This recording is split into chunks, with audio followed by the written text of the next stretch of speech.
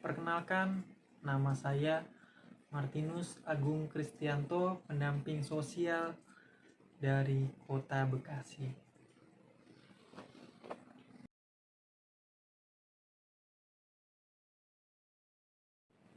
Pada poin ini kita akan bermain tentang berebut tempat duduk.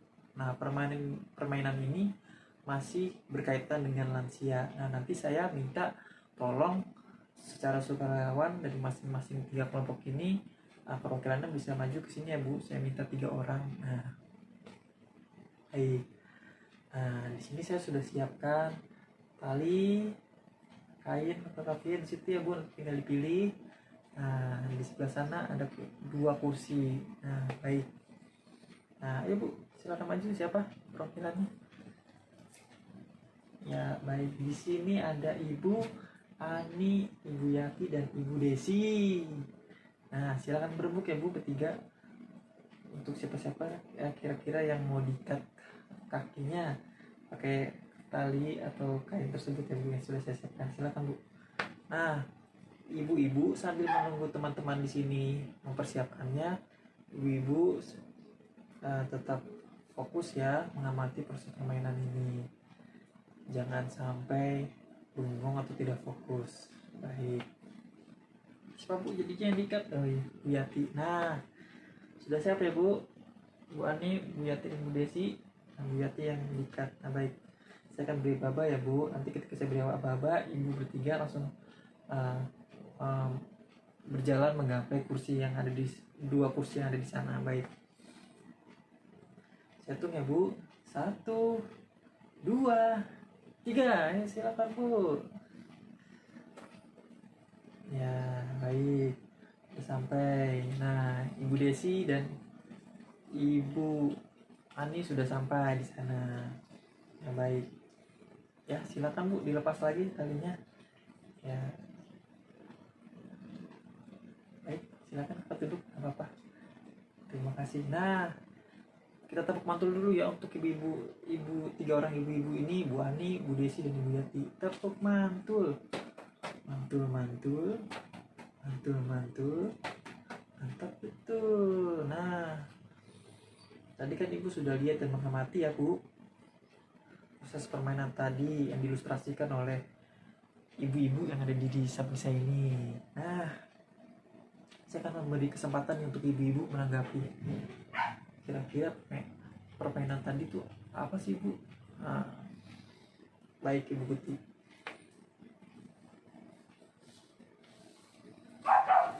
Iya betul Bu. Jadi Bu Yati terhambat ya Bu untuk menggapai kursi tersebut karena memiliki keterbatasan ya Bu, karena tadi diikat talinya ya Bu. Baik, terima kasih Bu Putih. Satu lagi Ibu siapa? Ya, Ibu Susi silakan. Iya. Tadi Ibu Yati dibiarkan begitu saja ya Bu, tanpa dibantu oleh Ibu Desi dan Ibu Ani. Baik, terima kasih Bu Susi. Nah, hebat dah ya Ibu, hebat, sudah mengamati betul dan sudah paham ya. Baik.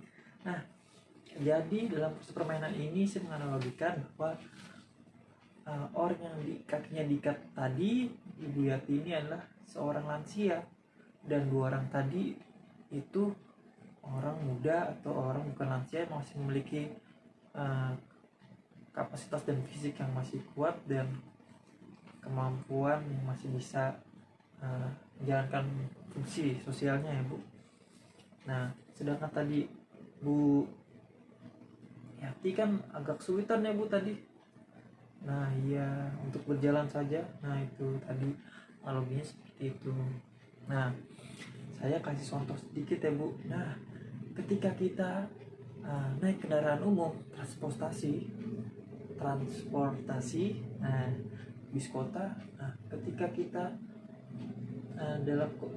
kita naik bus itu dalam kondisi padat. Nah, ketika ada lansia yang baru naik dari halte berikutnya, nah, kita terkadang banyak orang-orang terkadang terkesan cuek, membiarkan. Padahal lansia itu perlu diprioritaskan lah hak-haknya, paling enggak dibantu. Ya, misalnya silakan Bu duduk sini, saya yang berdiri saja, bisa seperti itu. Nah itu contoh-contoh realita kehidupan yang ada. Tapi juga banyak juga yang ketika lansia, ketika dalam kondisi transportasinya penuh, jam-jam padat, ketika ada lansia masuk, terkadang orang-orang yang sudah masuk dalam bus itu terkesan cuek, bodo amat, sibuk sendiri. Nah itu tadi. Nah jadi saya ingin menekankan ya ibu-ibu, ya gambaran lansia yang mengalami keterbatasan.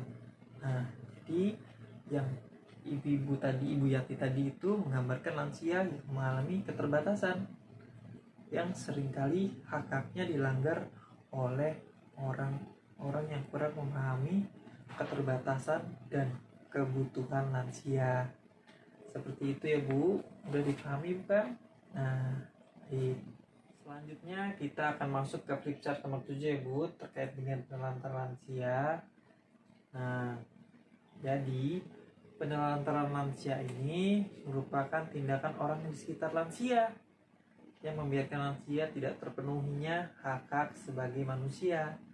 Nah, jadi poin penting atau garis besar yang agar mudah dipahami ya ini, yakni membiarkan lansia tidak terpenuhi hak-haknya. Nah, itu Ibu. Nah, di sini ada contoh-contoh ya Ibu-ibu terkait dengan penelantaran. Boleh minta tolong saya untuk dibacakan? Siapa boleh? Ya, silakan Bu Ani, monggo. Baik, terima kasih Bu Ani. Nah, itu tadi yang telah dibacakan Bu Ani adalah contoh-contoh penelantaran lansia. Nah, di sini yang pertama tadi yang Ibu Ani bacakan adalah membiarkan lansia tidak makan. Nah, ini jangan sampai terjadi ya Bu. Kalau bisa diberikan makanan yang bergizi sesuai dengan kebutuhan dia dalam tubuh, seperti itu. Lalu membiarkan lansia sakit. Nah, ini jangan sampai, kalau bisa diperiksakan ke dokter jika ada masalah dalam tubuh atau secara kesehatan, itu ya Bu. Lalu di sini membiarkan lansia kesepian. Nah, jangan sampai, paling tidak kita selalu berinteraksi lah Bu ya, menjadi pendengar yang baik. Nah, seperti itu. Di sini membiarkan lansia pergi sendirian. Nah, jangan sampai terjadi, apalagi nanti ketika lansia pergi sendirian keluar dalam kondisi pikun. Nah, itu nanti akan menjadi masalah, tidak bisa pulang. Itu ya Bu. Nah, selanjutnya membiarkan lansia bekerja berat atau keras. Nah,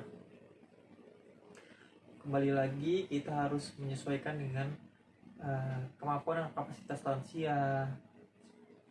Jangan sampai dia bekerja berat tetapi kondisi badannya terlalu lemah, dan itu sangat berisiko juga Bu.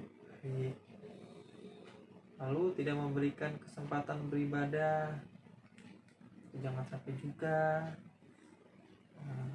Ditinggal sendiri dalam kurun waktu tertentu. Nah, tidak memperdulikan lansia. Nah, itu tadi contoh-contoh sebagaimana penelantaran lansia Ibu. Nah, saya berharap di tempat Ibu, lingkungan Ibu, di sekitar Ibu jangan sampai ada terjadi seperti ini. Chart 7 tadi, bahwa tindakan orang di sekitar lansia membiarkan lansia tidak terpenuhi hak-haknya sebagai manusia adalah penelantaran lansia. Dan jika lansia mengalami hal-hal yang merugikan dirinya, termasuk hal-hal yang membahayakan lansia, baik secara fisik maupun psikis, maka itu disebut kekerasan terhadap lansia. Sekian dari saya pada sesi 14 terkait dengan topik peningkatan kesejahteraan sosial lanjut usia.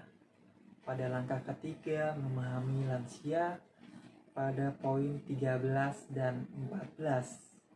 Terima kasih.